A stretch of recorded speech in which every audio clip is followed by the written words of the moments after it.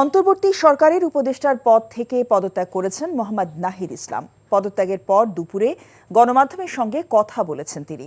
এ সময় নাহিদ বলেন, গণ অভ্যুত্থানের প্রতিশ্রুতি বাস্তবায়নে মাঠে থেকে কাজ করার লক্ষ্যে পদত্যাগ করেছেন তিনি। নাহিদ আরও বলেন, গণ অভ্যুত্থানে অংশগ্রহণকারী শক্তিকে সংহত করতে তিনি সরকারের চেয়ে সরকারের বাইরে রাজপথে থেকে বেশি ভূমিকা রাখতে পারবেন। প্রধান উপদেষ্টার কাছে তার পদত্যাগপত্র জমা দেওয়ার পর এসব কথা বলেন তিনি। বলেন, ৬ মাসে তিনি ২টি মন্ত্রণালয়ের বাইরেও অতিরিক্ত দায়িত্ব পালন করেছেন।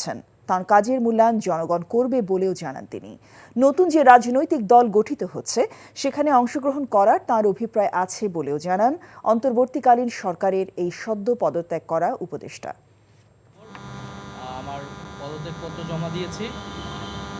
আমার যেই ২টি মন্ত্রণালয় ছিল, তথ্য ও সম্প্রচার এবং ডাক, টেলিযোগাযোগ এবং তথ্য প্রযুক্তি, ২টি মন্ত্রণালয়ের দায়িত্ব থেকে আমি ইস্তফা দিয়েছি। আমাদের গণ অভ্যুত্থানের আকাঙ্ক্ষা তো বাস্তবায়িত হয়নি। বিচার এবং সংস্কারের যে প্রতিশ্রুতি নিয়ে এই সরকার গঠিত হয়েছিল, ছাত্ররা এসেছিল, সেই প্রতিশ্রুতি পূরণে নতুন যে রাজনৈতিক শক্তি এবং দল গঠন হচ্ছে, আমি সেখানে অংশগ্রহণ করতে আমার অভিপ্রায় আছে।